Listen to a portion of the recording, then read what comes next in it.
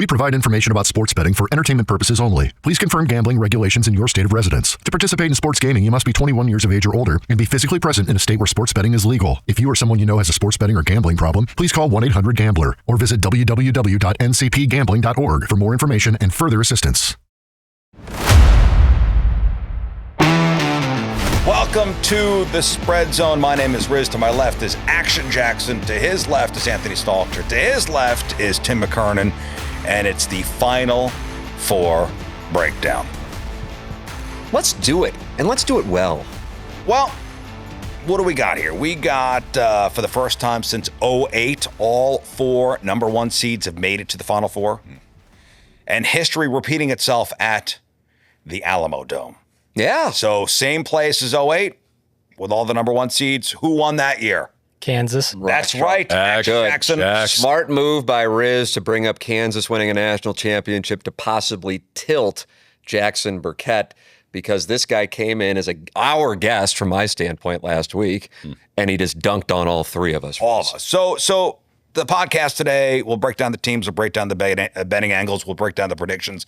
But first, Tim McKernan, how did we all do last week? This is my brand, and my brand is being bad at this. So I continue to be in last place week in and week out, but that's not bad because then you can just bet the opposite of me and be profitable. I went 2-6 last week in the 8 Sweet 16 games we bet. Anthony Stalter has filed a protest on the Ole Miss Michigan State line. There was Glad you got that. There was a three-pointer right at the end. Stalter and I both took Ole Miss, but the line Riz gave out was 2.5. The line Anthony actually got the night of the game was 3.5, so that banked 3. So therefore, we have filed a protest, Riz. I don't know how it's going to be. I think we're going to go with the line I gave. And therefore, that means Stalter went 3-5. Sorry, buddy. But you went 0-4 on Thursday, and then you just mounted a Sunday charge on a Friday when you went 3-1. Yeah, when I went 4-0. Yeah, absolutely. We'll see what the protest says. I do not want to have Riz be the official protest master on this. Yeah, well, somebody's got to be. And the Riz continues his heater, 5-3. But then this guy, Jackson Burkett, the hoop master, comes in here, and I'm going through it, and I'm listening to the podcast, and I'm putting everything down. I go, Jackson's undefeated, and the only game he lost was the final game of the Sweet 16, and that was Houston, who won, but they didn't cover the number. Anthony Stalter was on Purdue. Oh, yeah, that was my island play. That was your island play, and you were rewarded handsomely for it. I made 2 island plays and lost both. One was an Ole Miss, I know that. That's exactly right, because we rode together on we that. had it, and 2, we won. We also gave locks, so not only did Jackson go 7-1, his lock was Florida, believing that Maryland wouldn't have the depth to hang with Florida. They did not. And what happens? They didn't have the depth. So Jackson goes 7-1 and 1-0. The only thing I was good on was the Alabama BYU over, and they did score more than 2 points. And the total I think we gave out was 175. You guys were on Texas Tech, Stalter. Great game. Great game. Great Just didn't finish. cover. And Good teams win. Great teams cover. Amen. You were on Duke, and you kind of got bad beat there. Arizona got the points, and they barely covered. But either way, you and Jackson, this is the bad side. Over here is the bad side. You want to make money, you listen to the good side over there. He's got youth. That's the advantage here. That's the advantage. We're all got a clear washed up mind over here. Very clear mind, yeah. We got kids. We got stuff running around in here. He's got I'm unencumbered. nothing. Yeah. So whatever you pick this week is where I'm going to be betting. That's because you know your stuff. That's All right. where I am. Here, how well do you know your stuff? All right, in 2008, the last time all 4 number one seeds made it, you said Kansas won at the Alamo Dome. Who'd they play? Memphis. Okay. And was it a thriller? Yeah, Mario Chalmers hit a game winner. I think right over Derrick Rose. In overtime. That's right. Yeah, overtime buzzer beater for Mario Chalmers, point guard of the Heatles, that mid 2010s Heat team. Kind of weird. Mario Chalmers, not what you think of,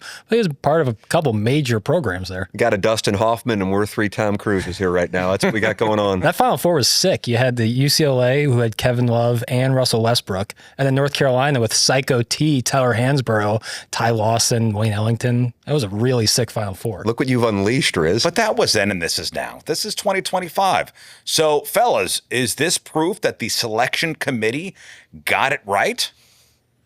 hard to argue against that. I think these are the best 4 teams.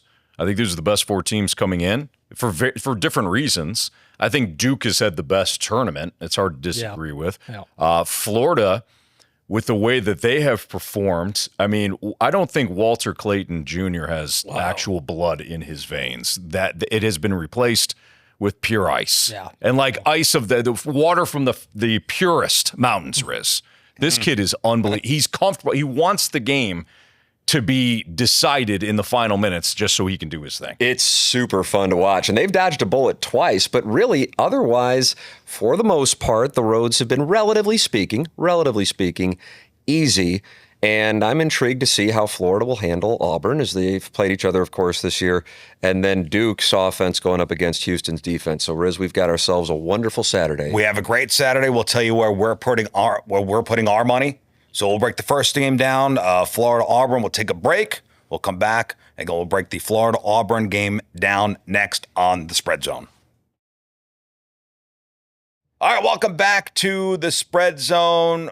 We're talking the first game on Saturday, Florida versus Auburn. It's the SEC showdown game. So you got the regular season champ Auburn versus the SEC tournament champ Florida. Florida giving 2.5, over under 159.5. The lines seem to keep moving for this game. Mm-hmm. It's been changing. So Jackson, let's break this one down. What do you think the key storylines here are? It's such an awesome matchup game. Like when you're talking about player-on-player matchup, whereas like Duke and Houston's a much more team-on-team matchup. When you look at a guy like Janiah Broome and Hawk for Florida, like that, they're very similar players, and they're both like at certain points can be the X factor for either team. Obviously, Janiah Broome is one of the best players, if not the best player in the nation. And then you have Walter Clayton, who is playing like the best. I mean, he was hitting shots in that last game that you wouldn't even shoot in the backyard with your friends, and he was nailing them in the clutch, and he's been doing that for the last month. I think Florida, and just how they're an onslaught team, and Auburn has moments of that, but Florida's more consistent in that department. So I feel Florida. I picked them to win at the beginning of this, so I'm going to stick with the Gators. Yeah. Anthony, can Florida cover the 2.5, or will Auburn's defense keep it close? No, I think that this is. I picked Florida to win it all. There's really no reason for me to shy away from them. You know, Florida had a key injury. I forget which Martin, or it was Martin, wasn't it? They didn't have have in one of the games against Auburn. And they were down by 9 in that contest and wound up running away with it. I think Florida defensively. I mean, we talk about Clayton and his shooting. A year ago, he wasn't playing this well defensively. No. I mean, he's been outstanding. So I think Florida has been very comfortable in these close games. I think their defense is going to shut Auburn down at times, and I think that this is going to be another close victory, but Florida pulls away with the free throws. So I'm going to lay the 2.5. Well, you're going to lay the 2.5. You know, Florida does have this ability to dominate in crunch time, and they flipped games, late. Both UConn and against Texas Tech. And Maryland, too, right? Did they flip that game at the late in the end? That was a tight game early on, and then they wound up pulling away. So they have a good closing. Big time. A good closing to every game. So what are we thinking? So there on Michigan, who Auburn played last week, one of the knocks on them is they had a lot of close games. And so it was the theory that they would eventually get exposed, and Auburn did do that. Florida is the only team that's really been tested like they have of the teams in the Final Four. So is that a good thing or is that a bad thing? And I think at this point, when you're doing it at this point in the season, as opposed to like the conference season where Michigan was doing it, I think it's a strength that if you are in a tight game, you know you can win, which gives you a comfort level to play aggressively perhaps early on, which may be a necessity against a team like Auburn. I'm rolling with Florida and laying the 2.5. What about the over-under of 159.5? Will this be a high-scoring affair if Florida gets hot late? So the under is actually 8-2 in the last 10 Florida-Auburn meetings, but the Florida over has been cashing consistently. I think the over in their playoff games, so the conference tournament through the NCAA tournament where we are now, over's perfect in Florida games. Is that right? Really? Yeah. So I'm looking at it right now. Right. Based on certain sites, they're obviously the number has changed. But yeah, it covered against Mizzou in the SEC tournament. Alabama, Tennessee, Norfolk State, UConn, Maryland, and then Texas Tech. But you are saying so the under hits consistently in this Florida-Auburn matchup, but in the tournament, the over is hitting. Correct. So is this something we stay away from? It's a pass for me, but if I'm going to lean on something, I would probably lean on the head-to-head matchup, and I would take the under. I'd be on the under on this one as well. And my reasoning for thinking that it's been going over is they've been in a weird spot where in both the case of UConn and Texas Tech, they had to go down and just start firing, and they were able to convert it to their credit. My goodness, down 9 with 2+ left. Specific to this one, though, I think Florida is going to control this game for the most part, and that is why I'm on Florida, and I would take the under, Riz. Do you think this is an offense versus defensive matchup? I think Florida is the best. I mean, Jackson could break this down better than we can. I think Florida defensively is better, but I think Auburn has guys that can create their own buckets, though. I mean, Pettiford is the Baker Mazzara. Yeah, and Pettiford, I think, is the poster child for that. Like, if he needs a bucket, he's been doing it since high school. It's like, I'll just create my own. So Auburn will get their points at time, but I think this is going to be a defensive rock fight. I like the under. I like the under as well. All right, let's lock our Jackson. Oh, Jackson. Total. Some nuggets about over-unders in the Final Four here. Since 85, there have been 15 totals of 160 plus in the Final Four and National Championship. The under is 10-5 in those games. Okay. This will be one of the highest totals for about the last 23 years. Like going back to 2002, we have not seen a total this high. I like the under. I think these teams tighten up defensively down the stretch. Two really good coaches that I think are going to be defensively minded coming into the game. You know what that is, Tim? They call that confirmation bias. Yeah, you think that's what that is? And I think you might be right. But I like it. It feels good. Yeah, I'm firing bets on Florida in the under now.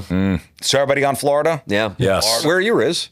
Florida. You're Florida as well. With the under. Okay. All right. Well. So we're unanimous?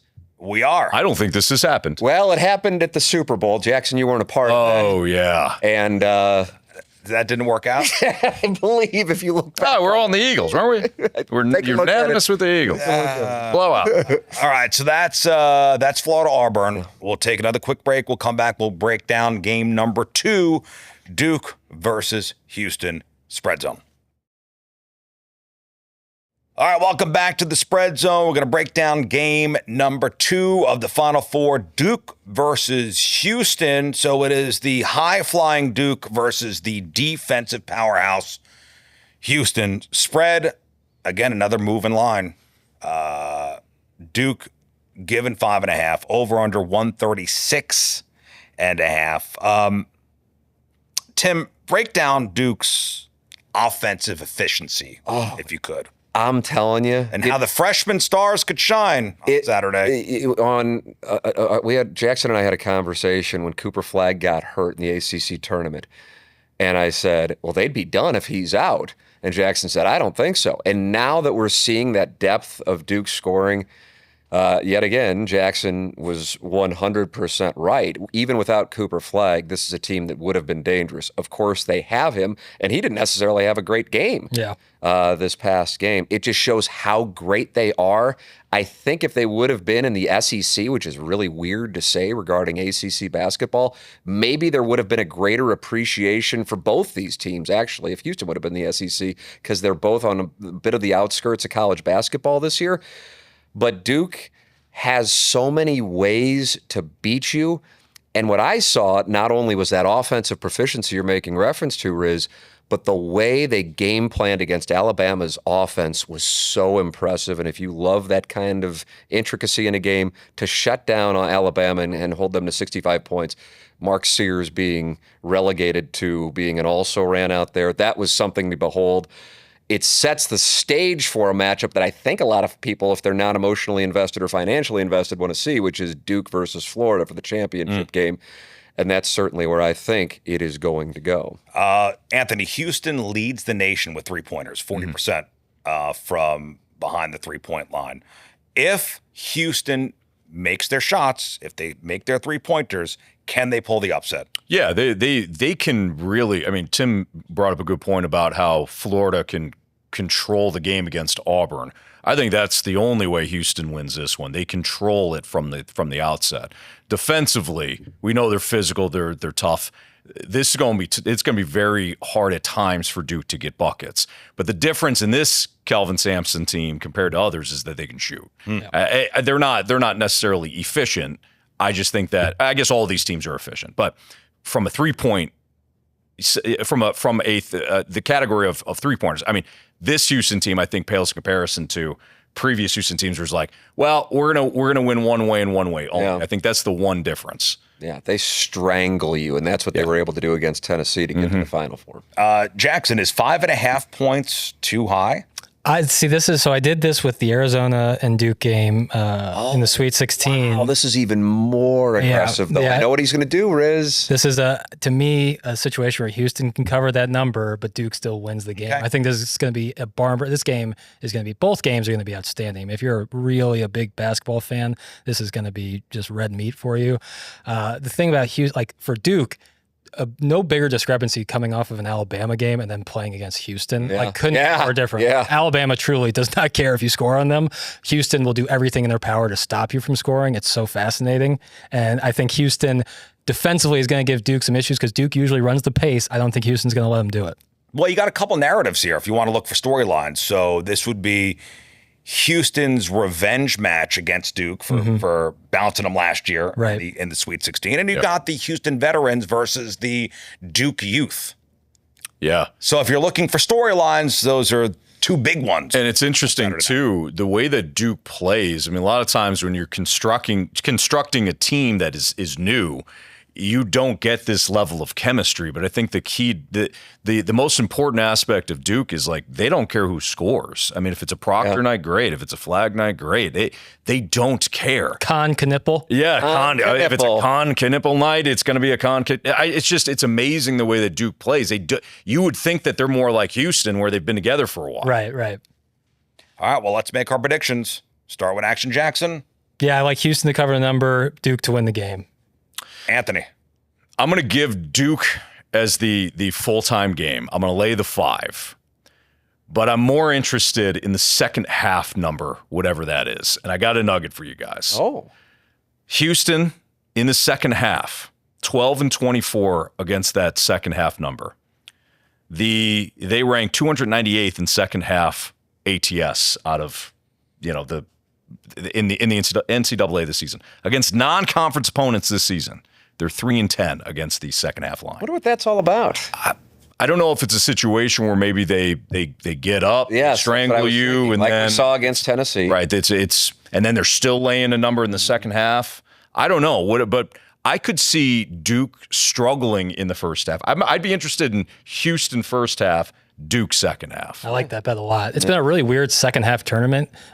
Teams are 25-38 against the second half spread when leading at half in this tournament. Wow. Really? I could see Houston leading at half. And then Duke faltering. The comeback. Yeah, I like that play. I love what we have from a coaching standpoint here in both matchups, as a matter of fact. You have two young coaches in what you have with Golden and Shire. And then Shire. And then you have two veterans. I mean, Kelvin Sampson's been around.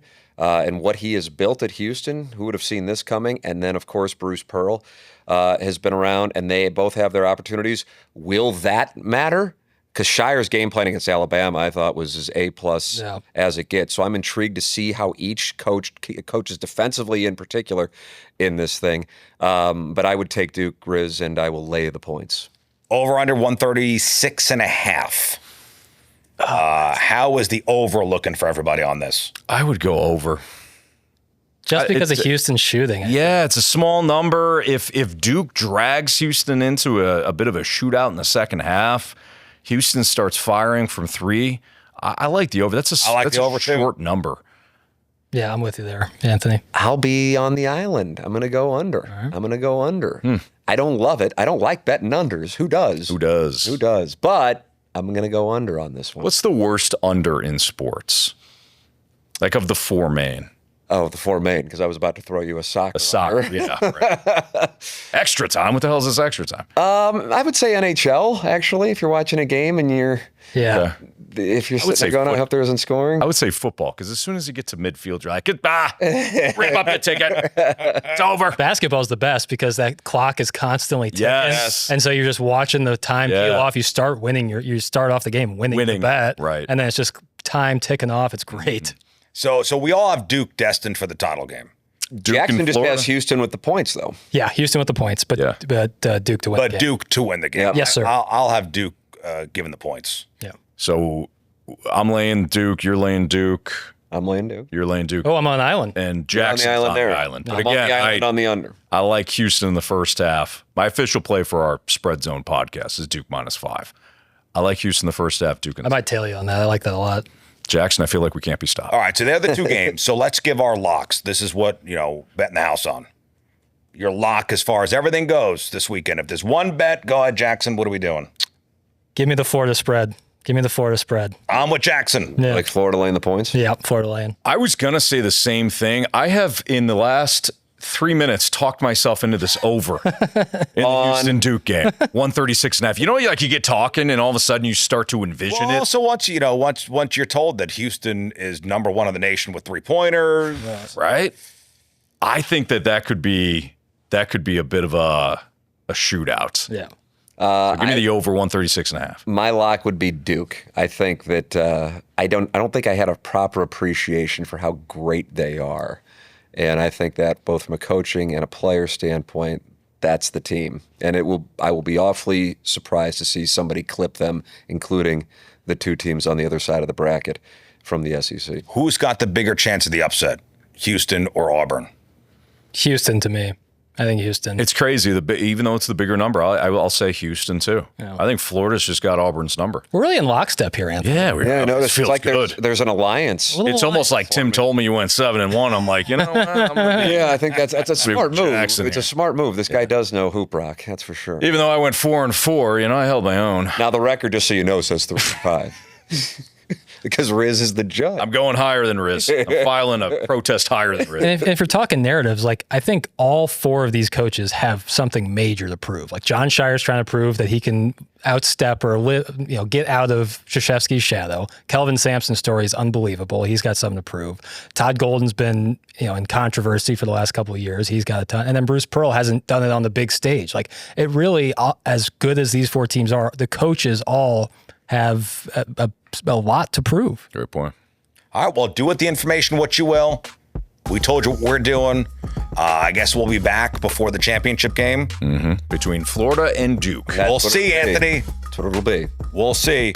That's the Spread Zone. Thanks for joining us. Make sure you like, subscribe, and share this podcast. We will talk to you before the finals. We provide information about sports betting for entertainment purposes only. Please confirm gambling regulations in your state of residence. To participate in sports gaming, you must be 21 years of age or older and be physically present in a state where sports betting is legal. If you or someone you know has a sports betting or gambling problem, please call 1-800-GAMBLER or visit www.ncpgambling.org for more information and further assistance.